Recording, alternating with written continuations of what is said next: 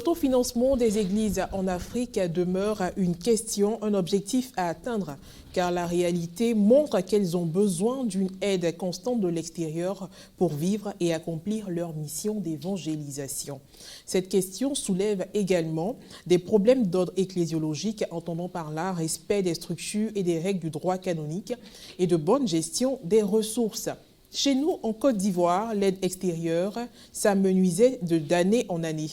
Les œuvres pontificales missionnaires, en abrégé OPM, rassemblant les moyens de tous les diocèses pour les redistribuer, ont revu leur appui financier à la baisse eu égard à la multiplication des diocèses. Il a fallu donc prendre le taureau par les cornes, d'où la création du Fonds national catholique. Eh bien, pour en savoir davantage sur cette clé d'autonomie financière de l'Église en Côte d'Ivoire, nous recevons dans cette émission le révérend père Émile Sialou, secrétaire permanent pour les affaires économiques de la Conférence des évêques catholiques de Côte d'Ivoire et prêtre du diocèse de San Pedro. Bonjour mon père. Bonjour. Merci d'avoir accepté notre invitation. Merci à vous. Très bien. Avant de poursuivre cette émission, il est important de signifier à vous notre invité et rappeler à nos téléspectateurs que cette émission a deux articulations, invité à la barre et en clair. Ouvrons la première par ceci.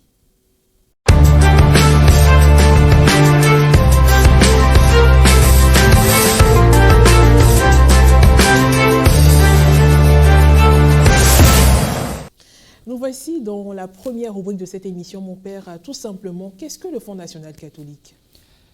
Alors, le Fonds national catholique, comme son nom le dit, fonds. Le fonds, c'est une réserve d'argent qui est disponible, que l'on peut s'en servir pour faire face à toutes sortes de besoins. Dans le cas de l'Église, c'est donc un fonds que les évêques ont voulu, une réserve que les évêques ont voulu constituer au sein de l'Église pour leur permettre de faire face à tous les besoins de l'Église en Côte d'Ivoire. Pour mieux comprendre le fonds, il faut comprendre d'abord notre Église. L'Église, elle vient de Dieu, mais elle a aussi une réalité humaine. Donc, comme toute société, toute organisation humaine, elle a sa source propre de financement. Et les financements propres de l'Église, ce sont les offrandes des fidèles. Or, il se trouve que les fidèles sont sur les paroisses, sont rattachés à des paroisses. Donc, quand ils font les offrandes, c'est d'abord pour les paroisses, pour les besoins de la paroisse. Vous voyez, on fait la quête. La quête, c'est pour les besoins de la paroisse, l'entretien de la paroisse. Les casuels, c'est pour les besoins. Les derniers de culte, c'est pour les besoins de la paroisse et du diocèse en général. Alors, mais l'Église ne se limite pas à la paroisse. Vous voyez, l'Église est une et indivisible. Nous avons donc les diocèses qui sont les départements dans lesquels vivent les paroisses, dont les paroissiens, et l'ensemble des diocèses sur le territoire constituent l'Église catholique présente dans le pays. Cette Église a une dimension nationale. Donc, dans cette dimension, au niveau de la dimension nationale, il y a aussi des charges à prendre en compte. Et le niveau national, la dimension de l'Église au plan national est gérée, gouvernée par les évêques, la conférence des évêques catholiques. Donc, or, à partir du moment où l'argent, les offrandes restent sur les paroisses et les diocèses, vous vous rendez compte qu'il y a un vide quelque part. Comment les évêques vont s'arranger pour faire face aux dépenses qui concernent toute l'Église en Côte d'Ivoire? C'est face à cette nécessité que les évêques ont eu l'idée de créer le Fonds national catholique. Le Fonds national devient alors la caisse commune de tous les chrétiens catholiques. C'est un fonds ecclésial et non un fonds ecclésiastique. Voilà. Il y a une différence. Si c'était un fonds ecclésiastique, c'était pour les prêtres. Mais un fonds ecclésial, c'est un fonds qui appartient à la communauté, pour les besoins de la communauté. Donc, ce sera le Fonds national catholique. Mais le fonds n'est pas seulement une caisse. Le fonds veut aussi se être une structure organisée, structurée pour rechercher les ressources additionnelles et progressivement atteindre l'autonomie financière et matérielle de l'Église. C'est ça le Fonds national catholique. Bien. Mon père, est-ce que nous pouvons parler de la date de création de ce fonds? Oui. La décision de la création du fonds a été prise en mai 2013, lors de l'Assemblée plénière à Bingerville.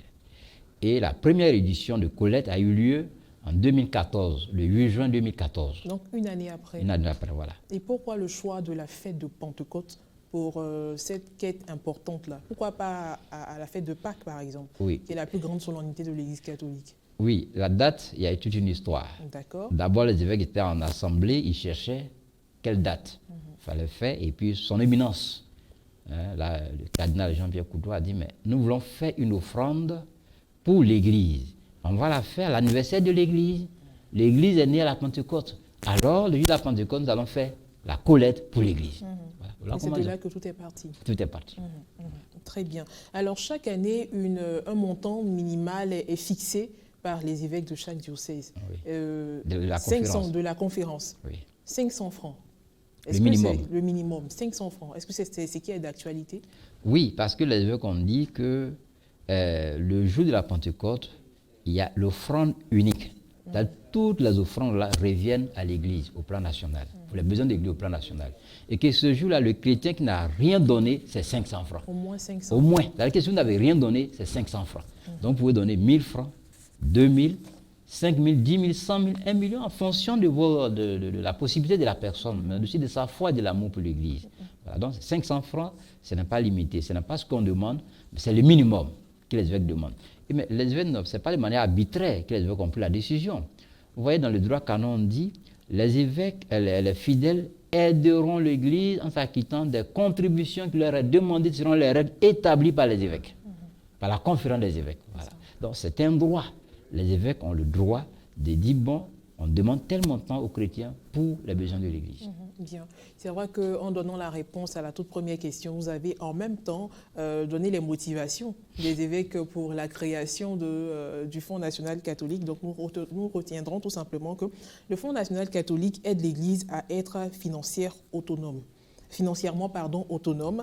Et concrètement, on pourrait parler même de l'entretien, des séminaires, la rémunération équitable et la formation des agents pastoraux, la promotion humaine à travers la pastorale sociale, la subvention de la formation des prêtres à l'extérieur et des moyens de communication. Il y a beaucoup d'autres choses, mais on a essayé de sélectionner peut-être l'essentiel. Mon père, alors vous allez nous dire un peu combien de séminaires bénéficient du soutien du Fonds national catholique. Alors la première des choses à retenir, c'est que c'est un processus, le fonds. Vous voyez, dès le début, quand les évêques ont décidé de créer le fonds, ils ont fait une option. C'est-à-dire que l'argent qui sera collecté, il ne faut pas l'utiliser immédiatement dans les produits de consommation. Vous voyez, il y a deux choses. Voilà.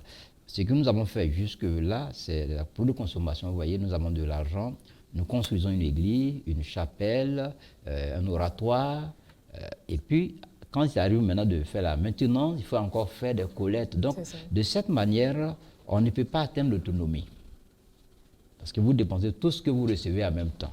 Et donc, cette fois-ci, ils ont dit, bon, nous allons épargner. Voilà, nous allons épargner ce que nous allons collecter.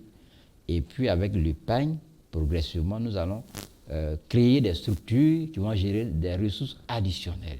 Et donc, véritablement, on va utiliser l'argent du fonds à partir des retours sur investissement. Donc, ça change la donne. Donc, durant les 6 premières éditions, on a eu l'argent. On a cotisé, nous sommes partis de 200 millions à 400 millions par an de collecte.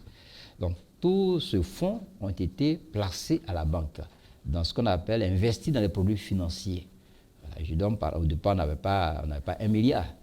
Mais les 2 dernières années, ça nous a donné un peu plus de 60 millions par an. Donc les 60 millions qui ont comme retour sur investissement, on va les utiliser pour aider la conférence à faire face à ces charges. Parce que la question qu'on ne se pose pas, que bon nombre de clients ne se posent pas, comme il a dit tout à l'heure, mais avec quel argent la conférence fonctionne? La première question que tout chrétien catholique en Côte d'Ivoire doit se poser, c'est ça. S'ils ont bien compris ce qu'il a dit tout à l'heure, à partir du moment où l'argent, leurs offrandes, les offrandes de fidèles restent sur les paroisses et dans les diocèses, donc la conférence, elle fonctionne avec quel argent? Et je voudrais aussi préciser que la conférence ne reçoit pas de subvention de la part de Rome. Si les diocèses reçoivent une subvention, ce qu'on appelle la subvention ordinaire, la conférence n'en reçoit pas. D'accord. Voilà. Donc la conférence vit de façon générale par cotisation des diocèses. Ça aussi que les gens comprennent bien. Voilà. Je vais venir à répondre à votre question, mais pour qu'on puisse mieux comprendre. Donc, au début, c'était la diocèse qui cotise pour la conférence. Or, il se trouve que, vous l'avez bien signé tout à l'heure dans l'introduction, que les OPM qui octroient une subvention ordinaire à chaque diocèse pour son fonctionnement ont réduit leur contribution. Et en plus, les charges des diocèses ont considérablement augmenté. Au départ, il y avait peut-être 2 ou 3 prêtres. Aujourd'hui, presque tous les diocèses ont au moins 50 prêtres. Donc les charges ont augmenté, les séminaires ont augmenté. Donc, ce qu'ils reçoivent de Rome ne suffit plus. La plupart des diocèses sont déficitaires financièrement. Alors, vous voyez, ils sont déficitaires et ils doivent encore cotiser pour faire vivre l'Église nationale. Ça devenait compliqué. Et donc, le fonds, à partir des ressources qu'on va voir sur l'investissement financier, nous allons donc prendre une partie pour compléter les dividendes du Père national catholique pour faire vivre la conférence. Voilà comment on fonctionne aujourd'hui. Et donc, à ce niveau, parmi les séminaires, il y a un seul séminaire pour les dernières années là, qu'on donne 5 millions par an. Voilà, un seul séminaire. Parce que les séminaires, ils vivent d'abord à partir de la pension des séminaristes. D'accord. Voilà. Par contre, la maintenance, l'entretien, les grosses œuvres reviennent à la conférence. Donc, il y a un séminaire où ils n'arrivent pas vraiment, la scolarité ne leur permet pas de vivre, donc nous accordons une subvention de 5 millions par an. Et il y a de cela 2 ou 3 ans, on a réhabilité le séminaire d'Anyama après 71 millions. On explique un peu ce que vous voyez. Mais il n'y a pas que nous avons besoin de chiffres dans cette émission pour que les gens 11 millions. Voilà. Mais il n'y a pas que les séminaires. Nous avons aussi d'autres structures. Vous avez les œuvres catholiques, le secrétariat. Vous avez tout ce que la conférence comme commission épiscopale, donc qui exerce au nom de l'Église, il faut aussi les financer. Voilà. Nous avons par exemple la commission juridique, parce que l'Église aussi a son tribunal propre. Ce tribunal-là travaille beaucoup plus pour les laïcs parce que les dossiers qui sont traités sont plus des dossiers de mariage. Il y a un secrétariat. Le secrétariat, la conférence doit prendre en charge. Parce qu'il y a quelqu'un qui est là-bas en permanence. C'est tout ça qui font tout ça qui constitue les charges de la conférence, qui sont les charges de la communauté. Voilà. En plus de cela, vous avez donc des de la formation même des prêtres qui sont à l'extérieur. L'extérieur, c'est la même chose. Parce que la formation, il y a des aspects qu'il faut maîtriser. Alors, quand un prêtre va aux études, ça dépend. Si c'est son évêque qui l'envoie, c'est le diocèse qui doit prendre en charge. Mais si le prêtre va au nom de l'église de Côte d'Ivoire, si c'est la conférence qui décide d'envoyer un prêtre aux études pour un besoin spécifique de l'église en Côte d'Ivoire, c'est la conférence qui doit payer. On voit un peu la différence. Voilà, c'est une qu'il doit avoir une caisse commune. C'est pareil. Vous voyez, alors, les évêques sont là dans les services, mais si un évêque doit effectuer une mission au nom de l'église en Côte d'Ivoire, ce n'est pas son diocèse qui doit payer. C'est la conférence. Voilà, c'est l'église en Côte d'Ivoire. Or, cette église, comme je l'ai dit tout à l'heure, n'avait pas de caisse. Voilà, d'où la nécessité du Fonds national catholique.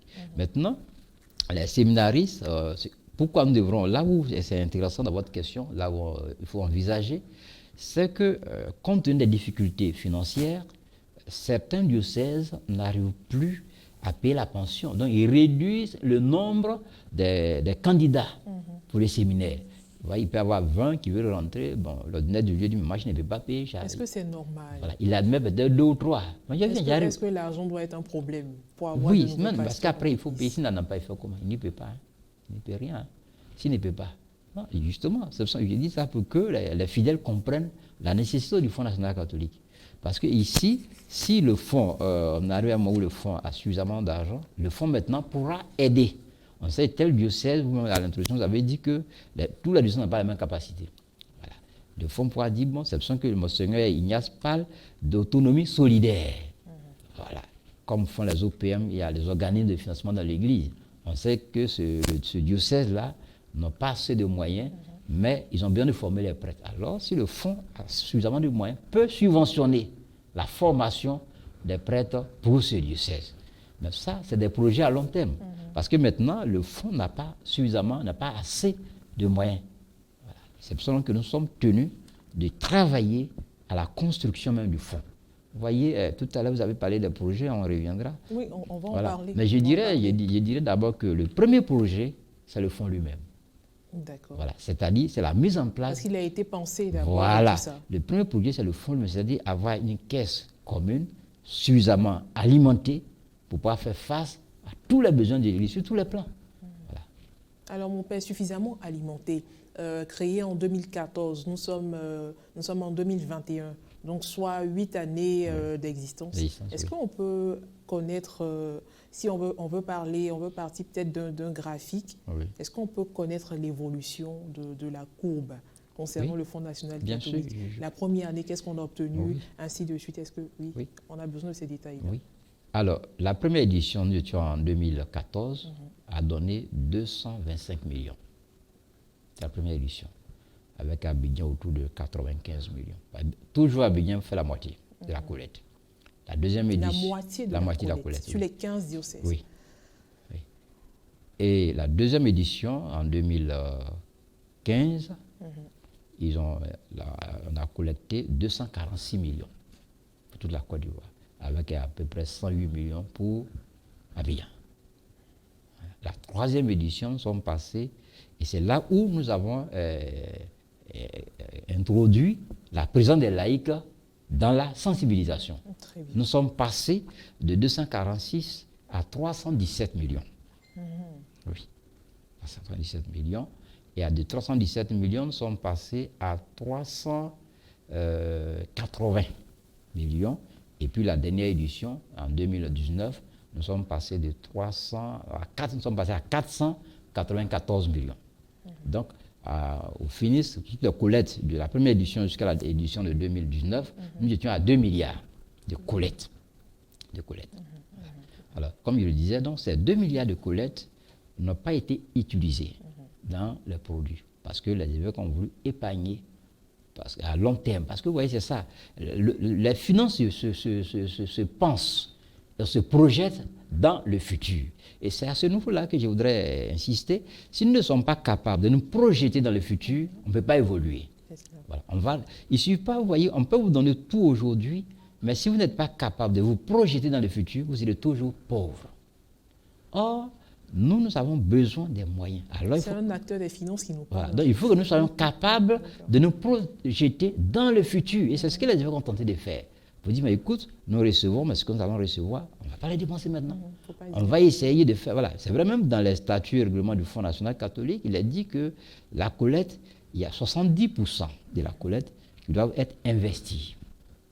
Et puis 10% pour le fonctionnement du fonds.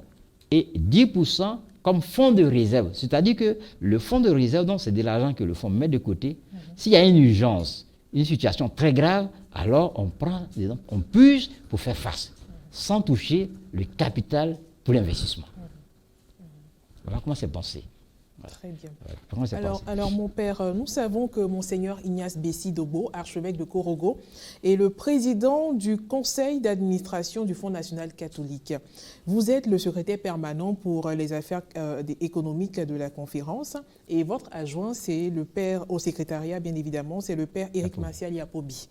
Alors, quel est le rôle des laïcs? Parce que vous aviez dit qu'à l'édition de 2019, vous avez impliqué les laïcs. Alors, quel est leur rôle dans la gestion du Fonds national catholique? C'est juste au niveau de la mobilisation et tout ça? Dites-nous un peu.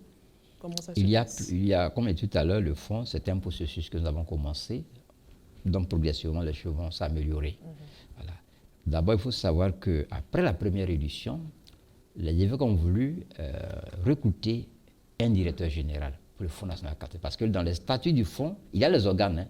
Le fonds a une personnalité juridique. Aujourd'hui, nous avons fait la déclaration au ministère des cultes, qui est reconnu par l'État de Côte d'Ivoire. Donc, dans le fonds, il y a les organes. Il y a l'Assemblée plénière des évêques qui, en fait office d'Assemblée générale. Et vous avez le conseil d'administration.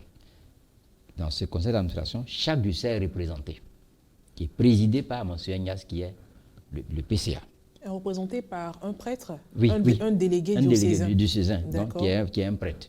Et présidé par Monseigneur Ignace Bessi, qui est dans le PCA.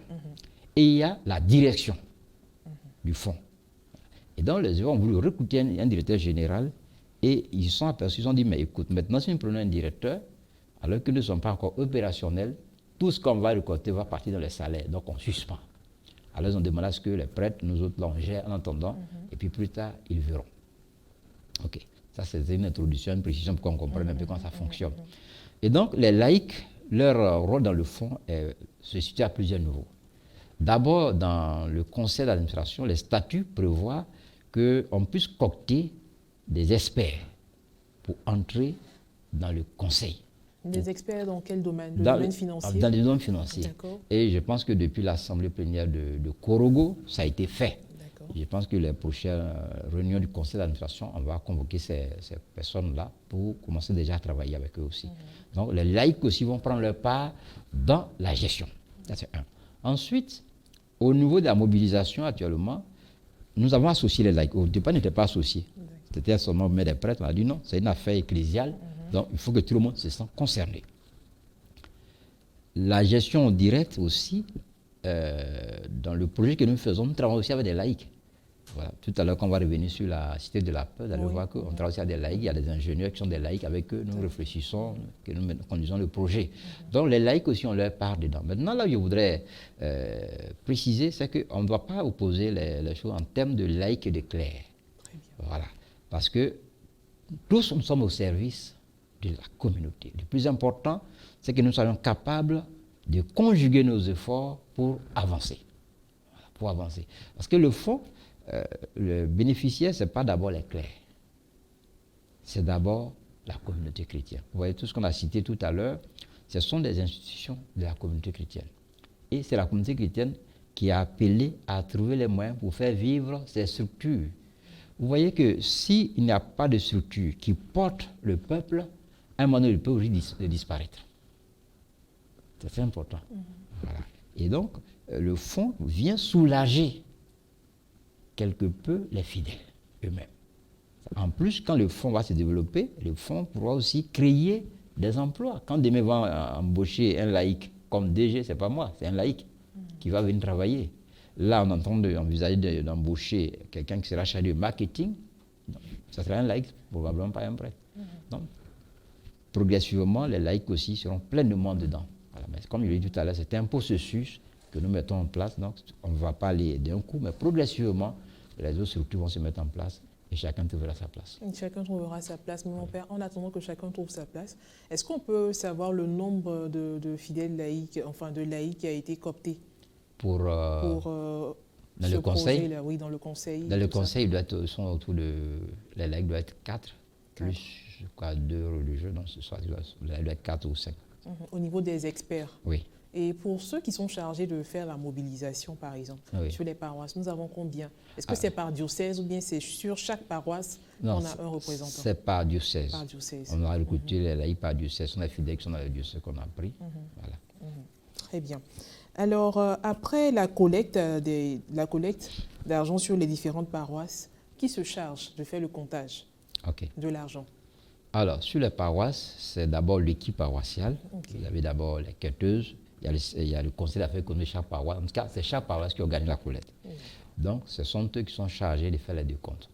La nouveauté, c'est que depuis que nous avons associé les laïcs, on a demandé que les laïcs participent. Ceux qu'on envoie participent comme représentants du fonds sur la paroisse. Donc, ils seront les superviseurs. Voilà, ils sont là, ils observent. On a des fiches de recouvrement. Donc, les gens comptent devant eux, ils remplissent des fiches, ils contresignent et ils laissent l'argent avec la paroisse. Donc, une fiche de recouvrement pour chaque paroisse. Pour chaque paroisse. Voilà. Et donc, après, quand ils ont fini de marger, qu'ils ont signé, eux, ils prennent les documents, ils s'en vont. Voilà. Et la paroisse, après, se charge d'acheminer ce qu'elle a récolté au diocèse.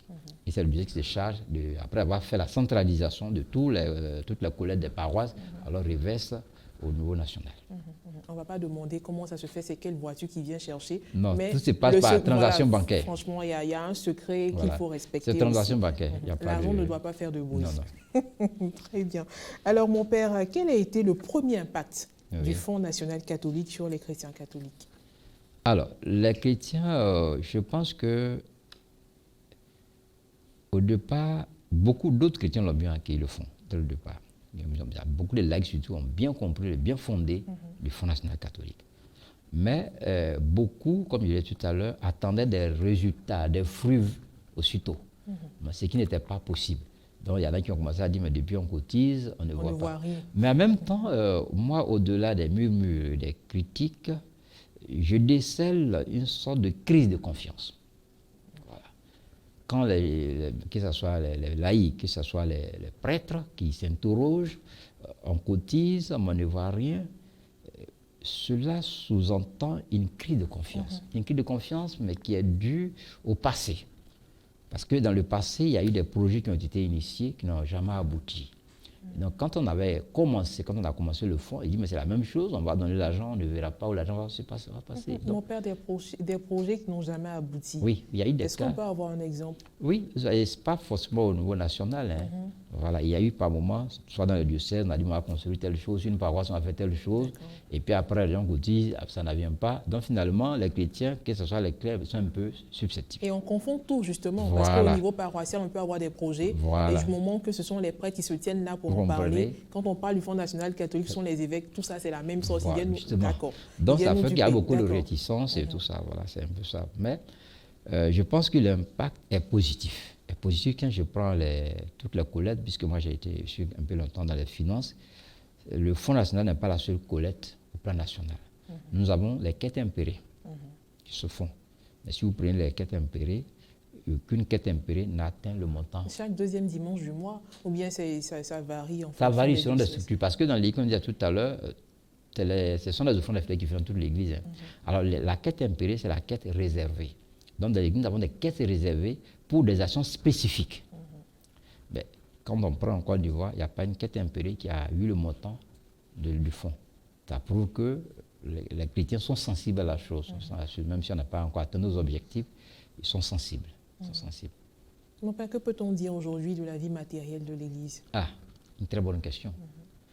La vie matérielle de l'Église, il y a problème. Il ne faut pas se voiler la face, il y a problème parce que il faut remonter un peu dans l'histoire de l'évangélisation de notre pays pour comprendre pourquoi il y a des difficultés. Nous avons été évangélisés par les missionnaires venus particulièrement de la France. Et ils sont venus avec leurs moyens, avec le soutien des chrétiens de l'autre côté, de chez eux. Et dès le début, ils n'ont pas associé les fidèles d'ici à la gestion financière et matérielle de l'Église. Ils ont mis beaucoup l'accent sur la pastorale. Si vous regardez bien, dans toutes les paroisses, il y a un conseil pastoral. Mais c'est maintenant, récemment, qu'on a commencé à mettre en place le conseil pour les affaires économiques. Ça veut tout dire. Et donc, on a évangélisé, mais dans notre évangélisation, nous n'avons pas intégré la dimension financière et économique. On a donc vécu avec l'aide de l'extérieur, et là où l'Église, la foi a commencé à s'enraciner, les chrétiens ont commencé à contribuer, mais la gestion n'était pas de mise. Donc, comme il disait tout à l'heure, il faut être capable de se projeter dans le futur. On ne s'était pas projeté. Donc, on est resté là à consommer ce que nous recevons, sans une planification au niveau de l'économie.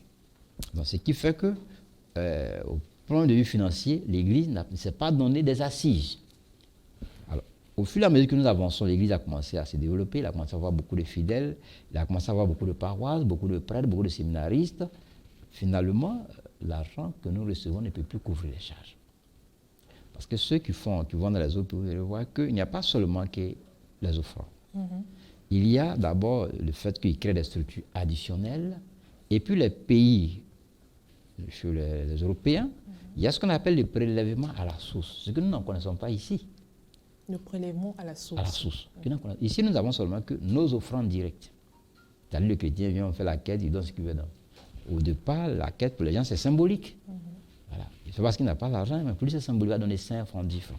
Alors, si vous prenez par exemple certains pays comme l'Italie, l'Allemagne, le Danemark, la Suède, ces pays-là ont des accords, pas forcément avec l'Église seule, hein, mais c'est un accord avec tout ce qu'il y a comme religion. Donc, comme chez eux, ils connaissent, ils sont identifiés, vous êtes catholique, vous êtes protestant, on sait. Donc, l'État se donne le droit de vous couper à la source pour reverser à votre communauté. Donc, prélèvement à la source, ça concerne les salaires? Sur les salaires, oui. Sur les salaires, comme on le fait pour les impôts. Alors, on parlera d'impôts ecclésiastiques, ce que nous ne connaissons pas ici. Voilà, il y a déjà la différence. Et même là, ils vont plus loin. Est-ce que ça a déjà été pensé par nos pères évêques? Non, c'est compliqué parce que pour y arriver, pour y arriver, il faut avoir des accords avec l'État. C'est cela. Voilà, parce que ça, voilà. Et puis bon, en plus Surtout que nous sommes dans un État laïque, c'est pas évident. Non, chez les Blancs, c'est laïque, mais il faut vivre des accords. Donc c'est des choses qui prennent du temps. En plus, il y a ce qu'on appelle le retour sur ce qu'on appelle l'impôt sur le revenu aussi. C'est-à-dire que vous avez votre affaire, vous réalisez en fin d'année 10 millions de bénéfices, vous payez les impôts sur les bénéfices à l'État. Et il y a une partie qu'on prélève aussi pour donner à votre communauté. Vous voyez un peu comment ils sont financés. Mais nous, nous n'avons pas tout ça. Nous avons seulement que les quêtes. Et les quêtes, comme je le dis là, on l'utilise pour les besoins, sans penser aussi comment les investir, on n'y a pas pensé. En plus de cela, ce qui a permis dans les églises de l'Europe de bien pouvoir se développer, il y a ce qu'on appelle les legs et les donations. Nous n'avons pas cette culture ici. On va comprendre alors pourquoi nous avons beaucoup plus de difficultés. Alors, qu'est-ce que c'est que les legs? Les legs, c'est que le monsieur, le fidèle, il a ses biens. Alors, avant sa mort, il fait son testament. Donc, quand il fait son testament, il partage ses biens. Et parmi ses héritiers, il y a l'Église. Voilà. Mais on comprend alors l'enracinement de la foi de Jésus. Donc, l'Église, c'est comme si l'Église faisait partie véritablement de sa famille. Il dit que moi, j'ai 10 maisons, 10 villages, je partage, il y a une villa qui reste pour l'Église. Et c'est comme ça que l'Église avait un patrimoine assez consistant qui lui donnait les moyens pour vivre. Ici, nous ne connaissons pas. Alors, vous voyez qu'il y a un vide. Alors, quand je recoupe tout ça, on comprend alors aussi la nécessité du fonds. Nous n'avons pas les legs, nous n'avons pas les donations, nous n'avons pas d'impôts, nous n'avons seulement que nos offrandes. Et les offrandes ne suffisent pas. Qu'est-ce qu'il faut faire? Ce qui nous reste, c'est de nous organiser. Tout à l'heure, je vous disais, même les diocèses sont déficitaires. Oui. Voilà, sont déficitaires. Certaines paroisses sont déficitaires. Parce que à Abidjan, il n'y a pas trop de problèmes. Parce que les fidèles sont nombreux sur la paroisse. Vous voyez, je dis ça souvent. Si vous allez sur une paroisse, vous pouvez avoir 3, 4, 5 messes. C'est ça, donc, tout à l'heure, on va revenir tout à l'heure. Mais à l'intérieur, les paroisses ont peut-être 2 messes. Et la première, l'église est pleine, la seconde n'est pas pleine. Hein. En plus, il faut tenir compte du niveau de revenus de ces fidèles. Il faut aussi tenir compte de l'enracinement de la foi, parce que les chrétiens sont plus généreux, plus ils sont enracinés dans la foi. Voilà. Donc, ils n'ont pas le même niveau de revenus, ils ne sont pas enracinés dans la foi, même si c'est bien, parce que l'évangélisation est partie du sud. Donc, au sud, la foi est plus enracinée qu'à l'intérieur. Ils ne seront pas les mêmes attitudes. Alors, ces diocèses aussi se développent. Ils ont de plus en plus de séminaristes, de prêtres qu'il faut s'occuper. Parce que si la paroisse donne à manger aux prêtres, c'est bien et tout ça. Mais leur santé, ça revient au diocèse. L'assurance maladie qu'il faut payer, tout ça revient au diocèse. Mais comment ils font? Voilà. Il faut former les séminaristes. Vous voyez, si Rome donne aujourd'hui, ils sont autour de 12 à 14 millions de subventions ordinaires.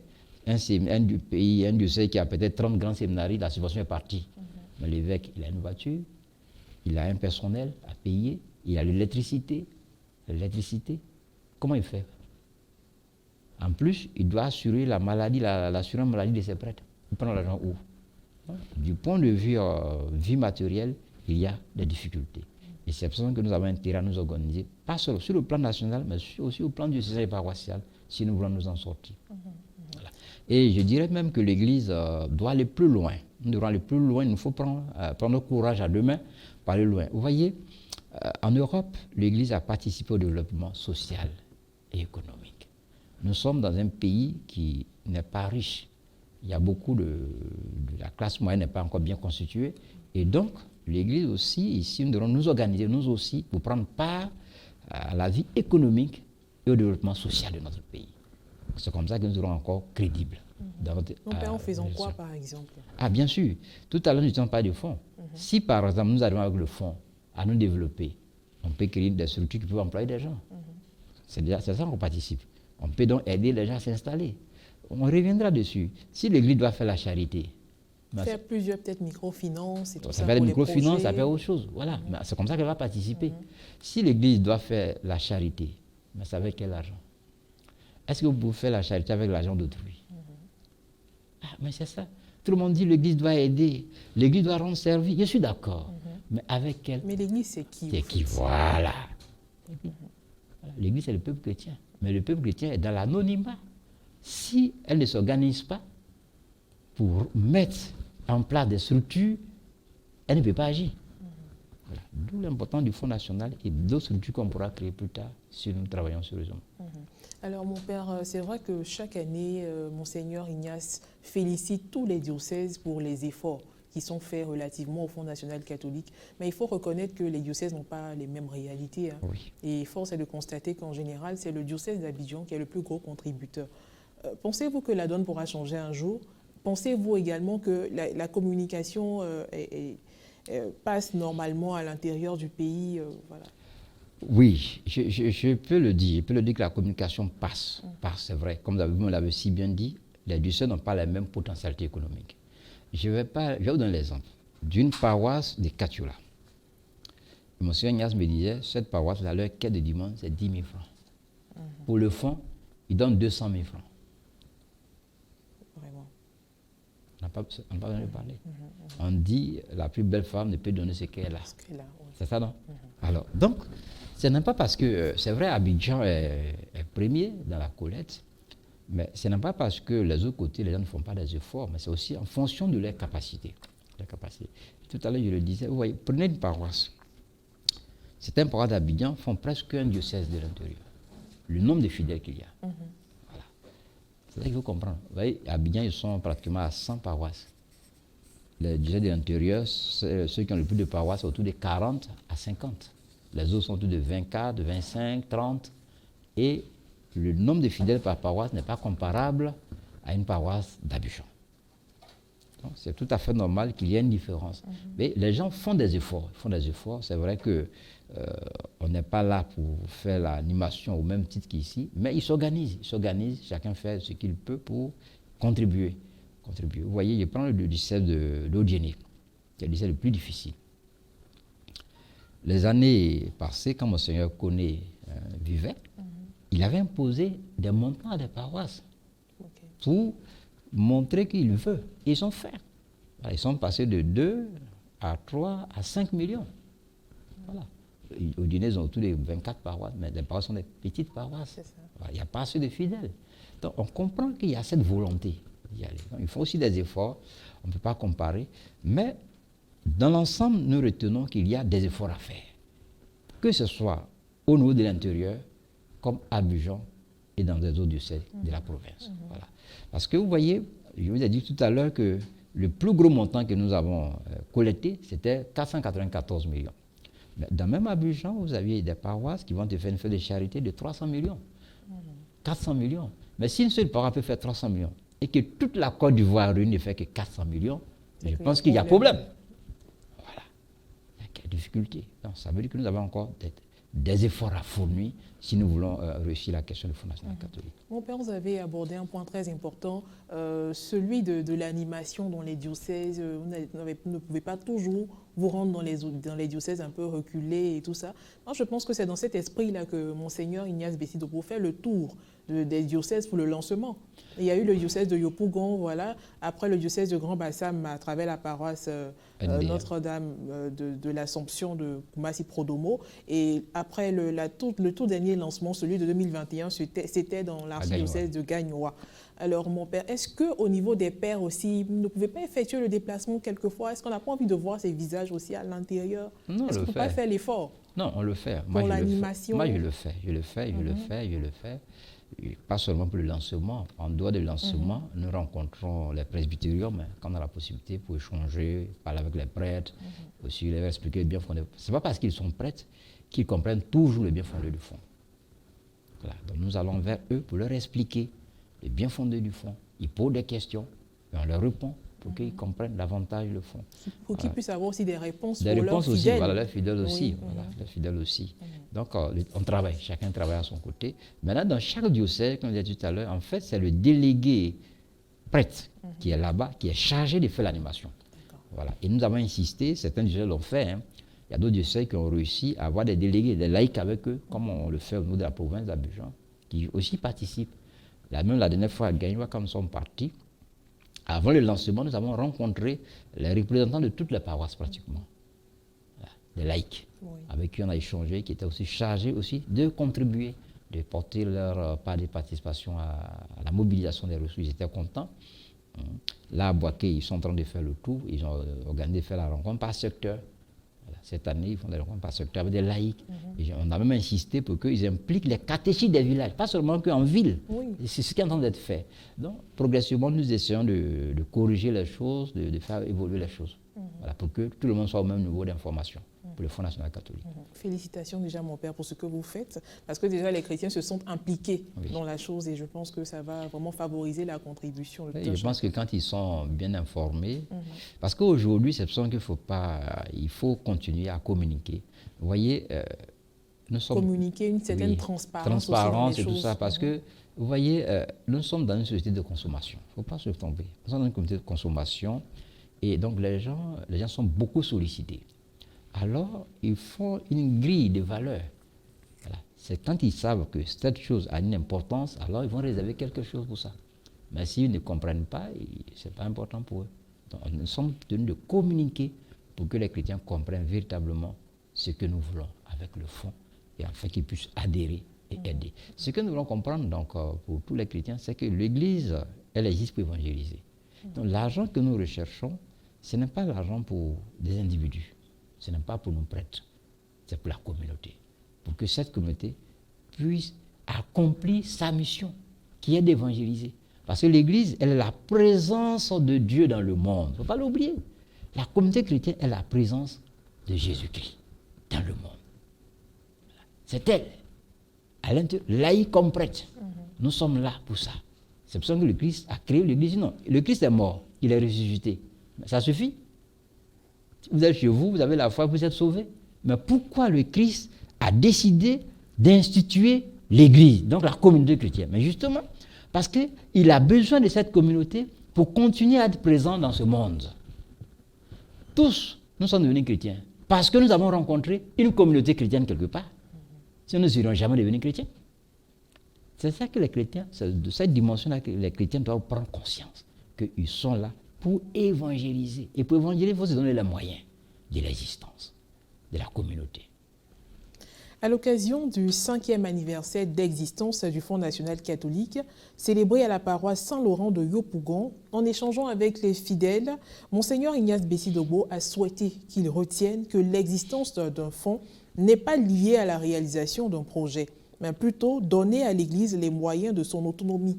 Alors, s'il a fait cette précision, c'est parce que bon nombre de chrétiens s'attendaient à voir le démarrage des travaux de la Cité de la Paix. On va parler du projet d'actualité en ce moment du Fonds national catholique. Et mon père, par la grâce de Dieu, on pourra dire que des projets ont été réalisés à partir du Fonds national catholique. Est-ce qu'on peut en parler? Oui, je pense que le Fonds a déjà fait beaucoup. Oui. Tout à l'heure, je vous ai donné un peu les objectifs, l'orientation, mais le Fonds. Tout à l'heure, vous êtes déjà parti à faire des prix de vue sur la Cité de la Paix. Alors, le terrain en question, tout le domaine de la conférence, avait été acheté avant la création du Fonds. Mais la conférence n'avait pas le titre de propriété parce qu'elle n'avait pas les moyens pour payer les droits. Donc, c'est avec le Fonds que nous avons payé les droits à l'État pour avoir les titres de propriété des terrains qui sont là. Ça nous avait coûté 16 millions. En 2016, quand je suis arrivé, c'est là qu'on a eu tous les papiers, qu'on a pu avoir tous les papiers de propriété. Donc ça, c'est la première des choses. Grâce au fonds, on a pu sécuriser, je dirais même, le siège. Parce que c'est vrai, on a payé... C'est une chose de construire, mais si on n'a pas de titre de propriété, vous voyez, déjà, donc, grâce au fonds. Parce que quand ce que je dis, les gens comprennent pas. C'est fort. C'est fort. Parce que la conférence de la main, elle n'avait rien. Donc, grâce au fonds, on a pu sécuriser. C'est la première chose qu'on a fait. Donc, il y a un acte déjà salutaire pour le fonds. Grâce au fonds, on a pu sécuriser le siège de la conférence en ayant les titres de propriété. En plus de cela, le fonds a permis, les 2 dernières années, à la conférence de continuer à exister. Comme je l'ai dit tout à l'heure, les 2 dernières années, la conférence, le fonds a financé les activités du fonds à hauteur de 50 millions. 50 millions. Mais les 50 millions ne sont pas prélevés sur la collecte, mais sur les intérêts de la collecte. Il faut donc féliciter les évêques. Parce que les 5 premières années déjà, tout ce qui a été recueilli a été bloqué. Pour générer des intérêts sur ces dépôts-là. Voilà. Donc qu'est-ce que les évêques ont fait? On dit, bon, comme je disais tout à l'heure, on épargne l'argent. On épargne et c'est sur le retour sur l'investissement qu'on va utiliser pour ne pas s'appauvrir. C'est ça que les évêques doivent comprendre. Donc, comme je l'ai dit, ils ont déposé et les 2 dernières années, on a pu prendre 50 millions, on a eu 60 millions, on a pu au moins 50 millions pour compléter l'épargne, pour aider l'évêque, la conférence à faire ses débats. Je vous assure, si les évêques ont voulu utiliser l'argent du Fonds national pour les besoins de l'Église, aujourd'hui, il n'en resterait rien dans les comptes. Le budget de fonctionnement annuel, quand j'arrivais, il n'y avait pas de budget, mais depuis quelques années, j'ai commencé à faire les budgets. Cette année, par exemple, nous étions partis pour un budget de 171 millions. Au finish, on risque de se retrouver à plus de 200 millions. Alors, si vous aviez, il prend au départ avec 200 millions. Donc, si chaque année vous dépensez les 200 millions, qu'est-ce qui reste? Voilà pourquoi je vous ai dit, il faut bien voir. Donc, si chaque année vous dépensez les 200 millions, vous remarquez compte que vous ne pouvez pas évoluer. Donc, vous ne serez jamais autonome. Parce que l'autonomie, ça se construit, ça se crée à partir de l'épargne qu'on réalise. Mais dès lors que vous n'êtes plus capable de faire de l'épargne, de constituer de l'épargne, vous ne pouvez plus parler d'autonomie. Or, sur les 6 éditions, les évêques ont été capables d'épargner 2 milliards. Il faut les féliciter. En dépit des difficultés auxquelles ils étaient confrontés. Ils veulent sortir de la précarité existentielle, de la précarité économique. C'est ce qu'ils ont fait. Voilà. Donc, le fonds, tout ce qu'on a collecté est là.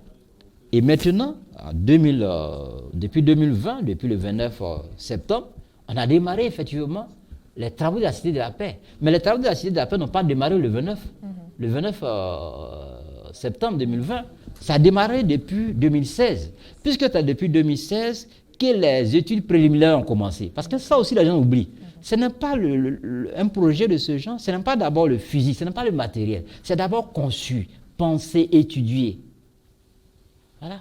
Donc, on a pris un architecte qui a fait l'étude préliminaire, qui a fait sortir le plan, des ingénieurs qui ont fait les calculs, mais ça on ne voit pas, mais ça est sur les papiers dans les tiroirs. Mais tout ça, ça a un coût.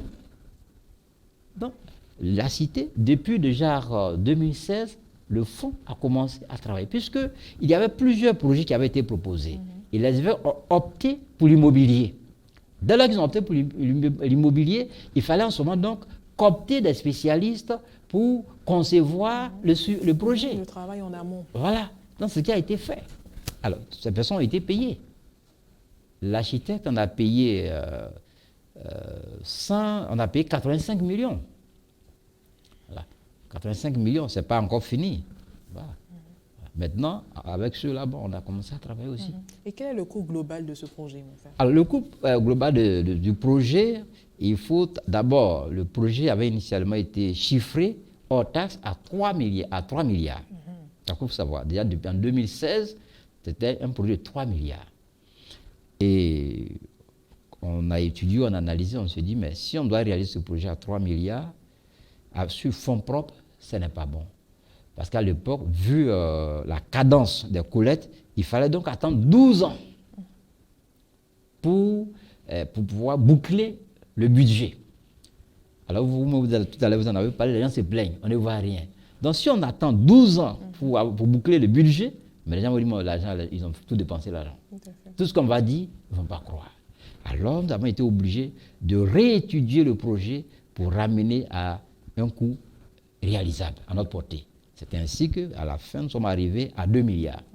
Et avec les travaux complémentaires, on pense qu'à autour de 2,5 milliards, on devrait pouvoir terminer les travaux. Très bien. Mon père, nous allons poursuivre avec la Cité de la Paix, mais avant, on ne parle pas du siège du pagne national catholique. Oui. Ce n'est pas le fruit de... Ok, j'explique bien. Non. Du Fonds national catholique. Le bâtiment que nous appelons le bâtiment pagne national catholique n'a pas été financé par le Fonds national catholique. Voilà. Ça a été financé par le pagne lui-même. D'accord, le bénéfice des ventes. Oui, et je reviens dessus, c'est ce que les chrétiens doivent comprendre. Aujourd'hui, qu'est-ce qui fait vivre l'Église au plan national? C'est le pagne.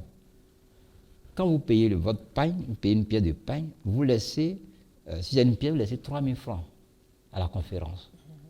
Voilà, à la conférence. Vous laissez 3 000 francs à votre diocèse, là où vous payez, et puis 3 000 francs à votre paroisse qui vend. Et c'est les 3 000 francs de la conférence là, qui permet donc à la conférence de vivre. Vous voyez, comme au secrétariat, dans le secrétariat général, il y a 2 prêtres qui sont là-bas, qui sont au service. Les évêques sont dans leur diocèse. Alors, quand on a besoin d'eux, on ne va pas appeler chacun. Il faut un répondant. Donc, il y a les secrétaires généraux qui sont là. Ils ont une assistante. Ils ont un chauffeur. Ils ont un service de gardiennage. Il y a l'électricité. Il y a l'eau à payer. Mais avec quel argent? C'est grâce au pain. Voilà, grâce au pain. Et maintenant, il y a toutes les autres commissions qu'on a citées. Donc, c'est grâce au pain et le Fonds national que cette structure-là fonctionne, qu'on peut faire fonctionner. Et donc, le bâtiment qui est là a été réalisé avec les ristournes du pain. Là aussi, vous voyez qu'on a fait des efforts.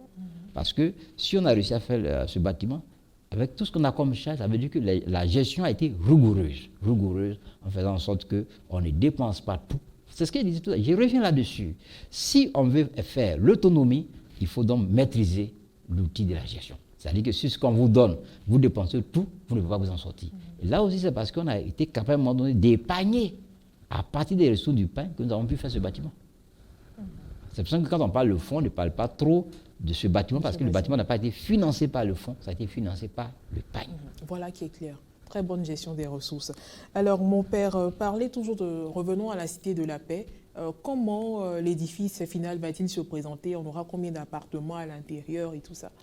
Alors, la cité, ça sera 32 appartements de 4 pièces. 4 pièces. Avec une piscine et un club house. Voilà, on va commencer. Donc, voilà, avec des chambres autonomes. Voilà, et avec des espaces verts pour la cité. En tout cas, c'est une très belle cité qui sera réalisée. Mais la cité, ce n'est qu'un premier élément. Okay. Et la cité, comme vous avez posé la question, monsieur l'a dit, le fonds, ce n'est pas pour construire, ce n'est pas pour réaliser une activité. Le fonds, c'est pour faire des dépenses pour l'Église. Et j'insiste dessus. La cité, c'est un moyen. Il ne faut pas confondre le moyen et la finalité. La cité, c'est un moyen que le fonds se donne pour pouvoir atteindre sa finalité qui est l'autonomie, et l'autonomie pour financer l'Église. Voilà. Comme je dis tout à l'heure, parce que la cité, et c'est pour ça que la cité, quand elle sera achevée, on va mettre ça à la disposition de la population, pour ceux qui veulent. En location. En location. Voilà. Et donc, ce sont les loyers qui vont aider. C'est donc, en plus des loyers, là j'insiste dessus parce que ça sera un patrimoine. La cité, ça sera un patrimoine de l'Église en Côte d'Ivoire. Moi, je pense que les chrétiens doivent être fiers, tous ceux qui donnent de l'argent pour ça, parce qu'au moins, quand ils le voient, ils peuvent dire, oui, moi, j'ai participé à la construction de cette cité. Et cette cité, c'est un patrimoine que je laisse à l'Église. Mais l'Église, aujourd'hui, demain et pour toujours. Parce que si le bâtiment est bien entretenu, nous, on va l'exploiter. On va le laisser. Ceux qui viendront après nous l'exploiteront. Ceux qui viendront après eux, de génération en génération, ils exploiteront ce bâtiment pour les besoins de l'Église. Donc, comme il a dit, il faut être capable de se projeter dans le futur, c'est ça.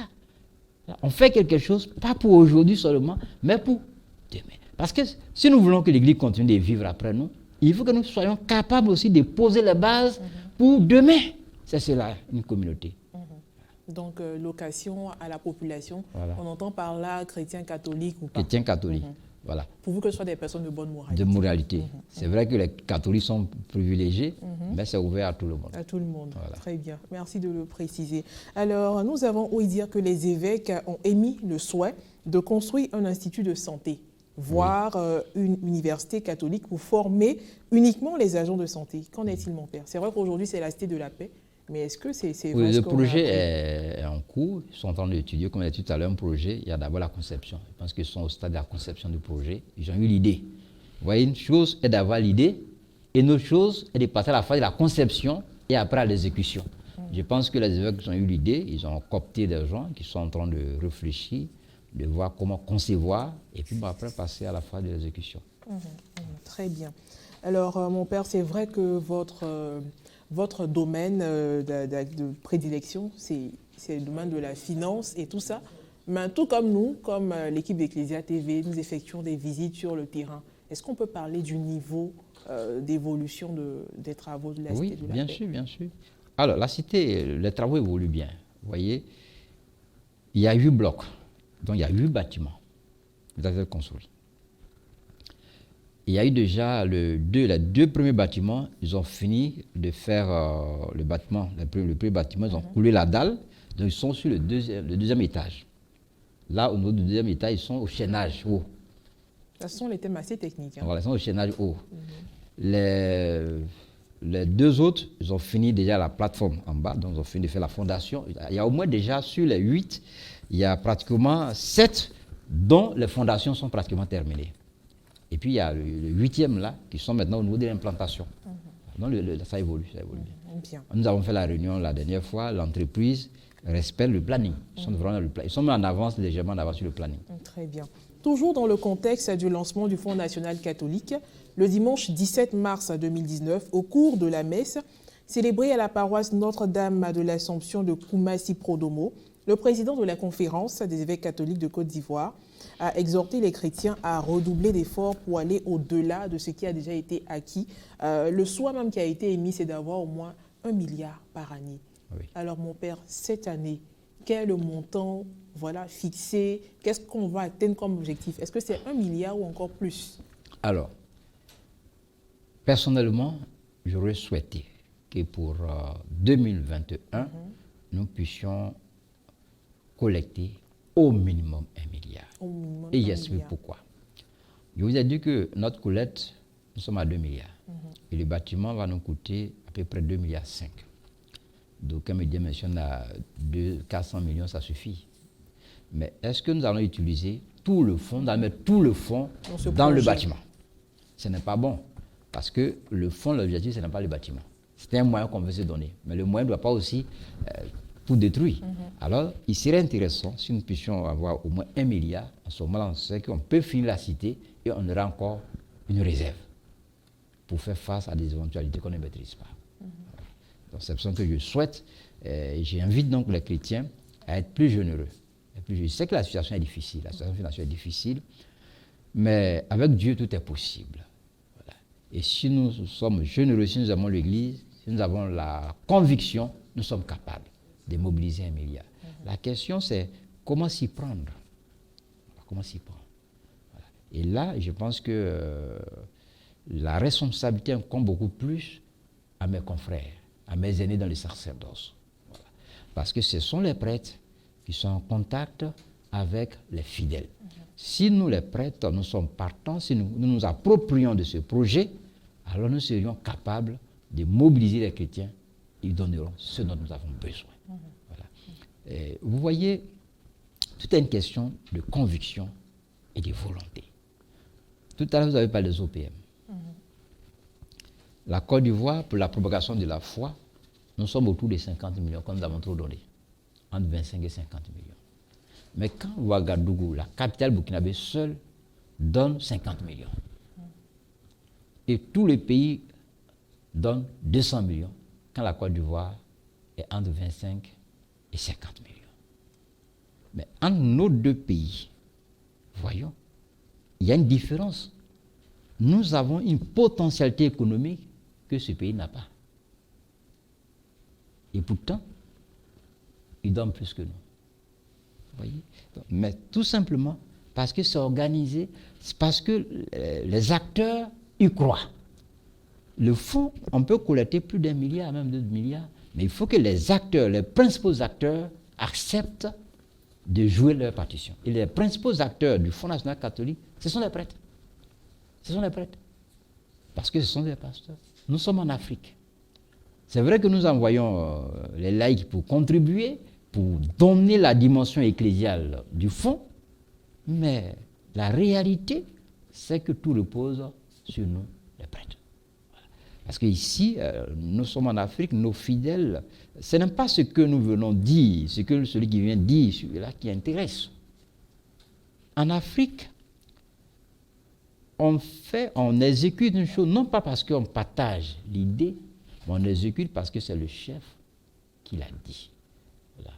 quand vous venez parler, vous pouvez bien expliquer tout ça. Donc, la question qu'on va se poser, qui est celui qui parle? Et dans notre cas, le chef, le référent de la communauté, ce sont les prêtres. Donc si les prêtres s'y mettent, la communauté va suivre.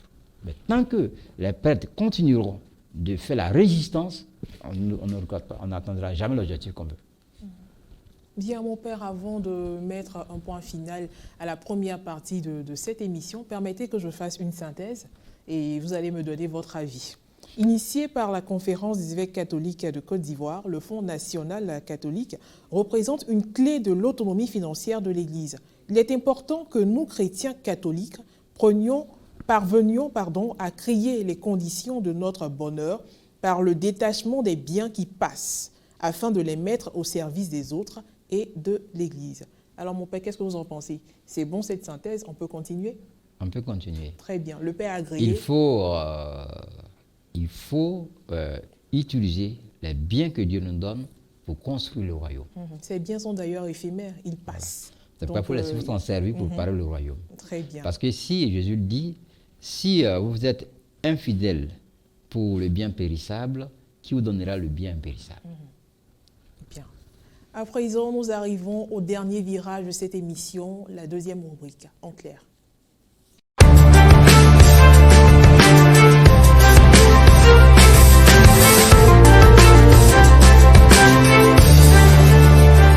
Nous voici dans l'articulation qui nous permet de tirer les conclusions. Mon père, la première question de cette rubrique, quel a été l'impact de la crise sanitaire à Covid-19 sur le Fonds national catholique? L'impact n'est même pas discutable parce que 2020, nous n'avons pas fait la collecte à cause de la pandémie. Là, en 2020, il n'y a pas eu de collecte du Fonds national catholique parce que il y a eu la pandémie, nos églises étaient pratiquement fermées. Après, quand on a ouvert les églises, on pouvait faire la collecte. Mais les évêques ont voulu se montrer solidaires aux fidèles. Ils disent, bon, il y a eu beaucoup de difficultés, il faut surseoir à la collecte de cette année pour permettre aux chrétiens de se refaire. C'est aussi une manière pour eux de montrer aux fidèles qu'ils sont sensibles à ce qu'ils vivent. Quelles sont les difficultés que vous rencontrez dans la réalisation de cette opération financière, le Fonds national catholique? Alors, les difficultés, il y en a assez. La première des difficultés, je pense que c'est le manque d'adhésion. Le manque d'adhésion des acteurs, des principaux acteurs. Voilà.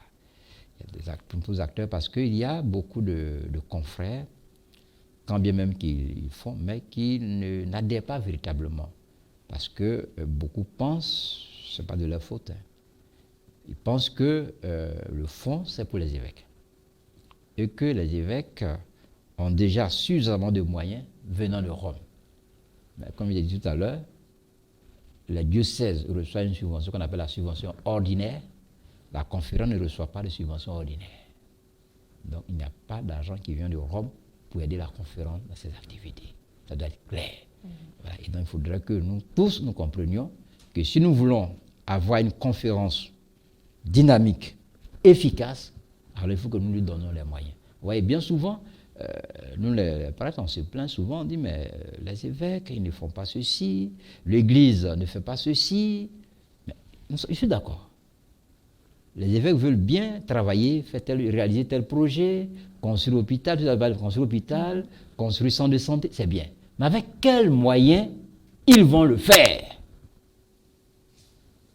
Dans les Actes des Apôtres, la communauté chrétienne primitive, les chrétiens venaient déposer aux pieds des apôtres ce qu'ils avaient pour que les apôtres les redistribuent selon les besoins de la communauté. Aujourd'hui, ce sont les évêques qui sont les apôtres. Mais pour que les évêques puissent redistribuer les choses aux fidèles et aux besoins de l'Église, il faut que nous leur donnions quelque chose. Mais s'ils n'en ont pas, ils font quoi?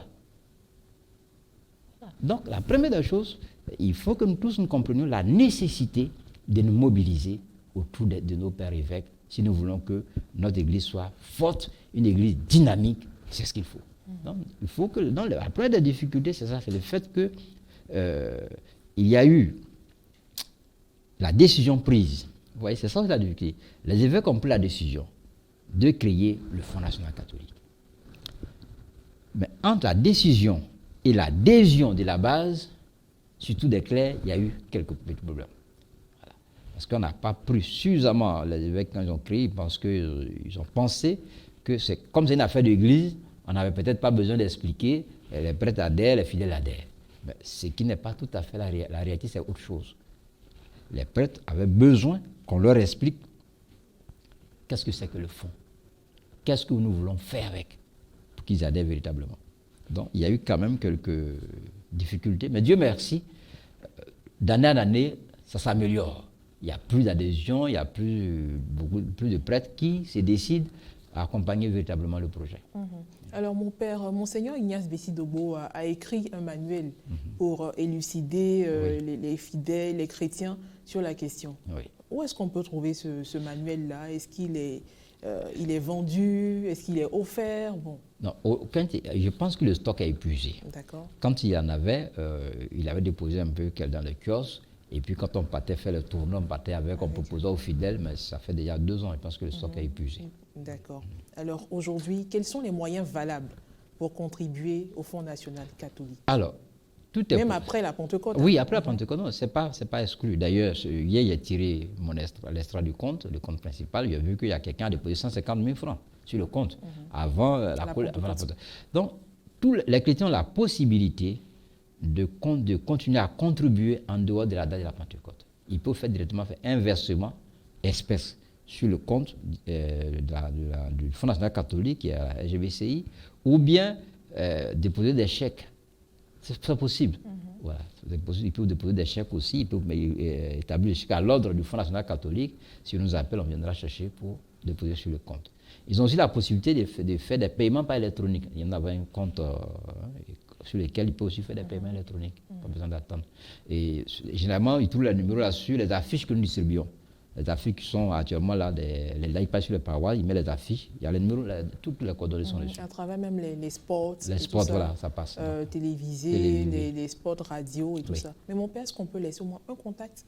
Oui, pour le paiement électronique, c'est le 07 77 34 49 74. On va reprendre encore. 07 77 34 49 74. Très bien. Alors, quel est votre message aux chrétiens pour les appeler à la générosité véritable? Et là, vous allez regarder la caméra et vous adresser à eux. Ça sera en même temps votre mot de fin. Okay. D'abord, je voudrais vous dire merci pour cette mission et dire merci à tous les chrétiens catholiques qui ont cru et qui ont fait confiance aux évêques dans ce projet du Fonds national catholique. Le Fonds national catholique, je dirais que c'est l'avenir de l'Église au plan matériel. Et qu'il n'ait pas peur de contribuer de tout cœur au fonds.